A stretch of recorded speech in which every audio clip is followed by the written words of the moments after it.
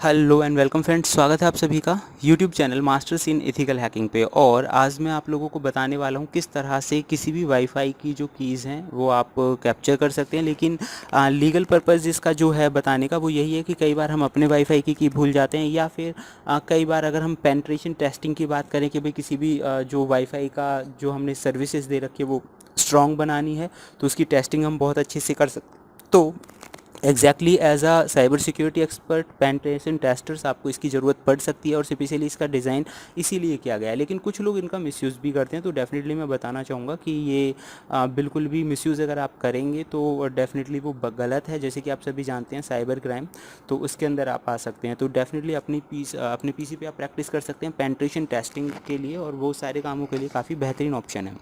Then secondly काफ़ी अच्छा option मैं आपको बता देता हूँ। अगर आप ऑनलाइन कोर्सेज़ में इंटरेस्ट रखते हैं साइबर सिक्योरिटी से जुड़े हुए, तो हमारे ऑफलाइन और ऑनलाइन कोर्सेज़ या ऑनलाइन क्लासेज़ आप चाहें तो ज्वाइन कर सकते हैं। उनके लिए यहाँ पे डिटेल दी गई हैं, आप कांटेक्ट कर सकते हैं उनसे मुझे।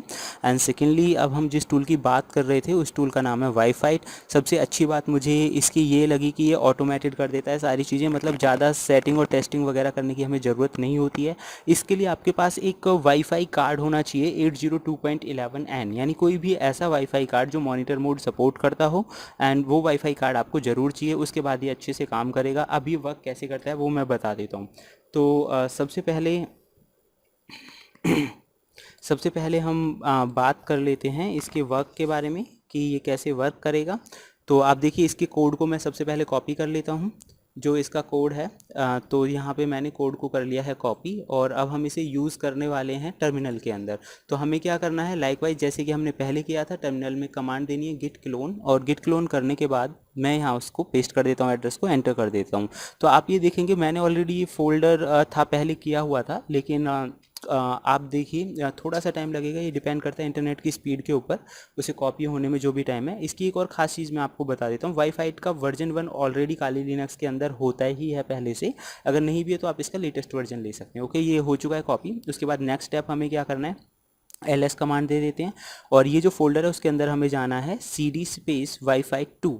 तो हम यहाँ सेकंड वाला है जो हम उसके अंदर जा रहे हैं, वाईफाई 2 एंटर कर देते हैं। उसके बाद दोबारा ls कमांड दे देते हैं। अब हमें क्या करना है, देखिए ये जो टूल है अगर एग्जीक्यूटेबल मोड में नहीं है, अब तो ये एग्जीक्यूटेबल मोड में है, तो आप इसका chmod + x करके कमांड दे सकते हैं। अदरवाइज आप सीधे सीधे इसे रन कर सकते हैं पाइथन से। तो हमें क्या लिखना है, पाइथन स्पेस जो टूल का पाइथन 2 से ये रन कर रहे हैं हम, सिर्फ जो टूल का नाम है वो मैं लिख देता हूँ। टूल का नाम है wifi.py। तो ये करने के बाद रन कर देता हूँ मैं ऐसे। आफ्टर रनिंग दिस आप देखेंगे ये डायरेक्टली चल चुका है। अब हम इसे समझ लेते हैं ये क्या क्या कर रहा है। ये देखिए VLAN 0 इसने डिटेक्ट कर लिया है, and that is showing a error lines. कोई बात नहीं, हम इसे दोबारा स्टार्ट कर लेते हैं। व्हाट आर द एरर्स, तो चेक कर लेते हैं हम।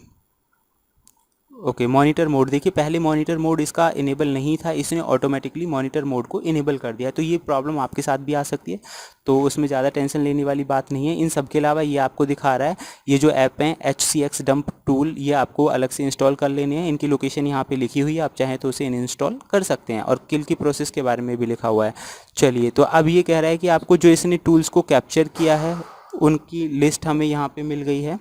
जो जो टूल्स इसने कैप्चर करे हैं वो हमें यहाँ पे मिल चुका है। तो 1 मिनट मैं अभी आपको बताता हूँ बहुत।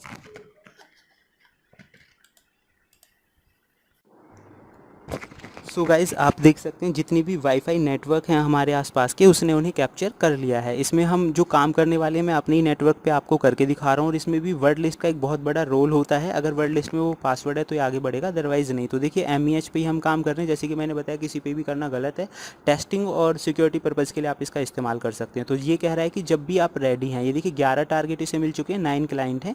Ctrl+C आपको प्रेस करना है जब भी आप रेडी हो जाते हैं। तो चलिए अभी हम रेडी हैं, मैं प्रेस कर देता हूँ Ctrl+C, और उसके बाद अब ये आपसे कह रहा है सिलेक्ट टारगेट। जो भी आपको टारगेट सिलेक्ट करना है उसका आप नंबर लिख दीजिए। तो मैं 1 को कर रहा हूँ, तो मैंने 1 एंटर कर दिया।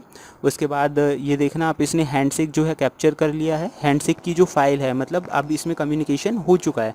अब हैंडशेक कैप्चर होने के बाद ये देखिए कैप्चर वाली जो फाइल थी उसे मिल चुकी है, और पासवर्ड जो है ये आपको बताएगा कि हाँ ये देखिए पासवर्ड यहाँ पे क्रैक हो चुका है। तो वर्ड लिस्ट के ऊपर डिपेंड करता है, बहुत ही इजी ये टूल है, इसका इस्तेमाल कैसे करना है सारी चीज़ें आपकी समझ में आ चुकी होंगी।